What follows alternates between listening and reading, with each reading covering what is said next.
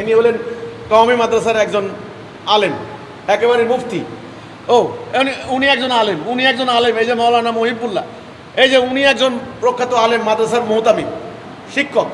এই যে আমার সামনে যে মানুষগুলো আছেন, এই যে আরেকজন, এই যে মাওলানা রুহুল আমিন, কামিল পাশ, এই যে হাফেজ সাহেব, ফেনীর মানুষ তো এমনি ধর্মপ্রাণ। আমার চতুর্দিকে সব আলেম ওলামা, আর আপনারা বলেন যে আলেম নাই। এটা কি কথাবার্তা আমি বুঝলাম না তো।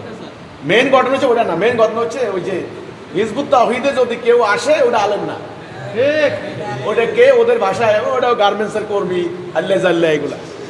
আর ওই মোল্লাদের কাছে যারা যাবে ওরা সব, ওরা মাদ্রাসা ওই যে মানে ইয়ার কি বলে, রাস্তার পোলা ফাইন্ডে মাথার টুপি আর জুব ব্যাগটা দিয়ে মিছিলে নিয়ে গেলে বলো সব আলেম, সব আলেম। ভাই, এই ধরনের ভাওতাবাজি বন্ধ করা দরকার। আমি কোনো রাজনীতি করতে আসি নেই, আমাকে বিজ্ঞাপন দিতে হবে, ঠিক আছে?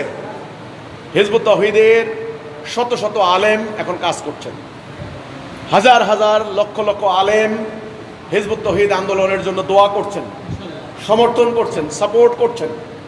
এই উগ্রবাদী, এই ধর্ম ব্যবসায়ী, এই মব সৃষ্টিকারী, এই আলেম নামধারী, এই জালেমদের কারণে এরা এখন প্রকাশ্যের সামনে আসতে ভয় পাচ্ছেন।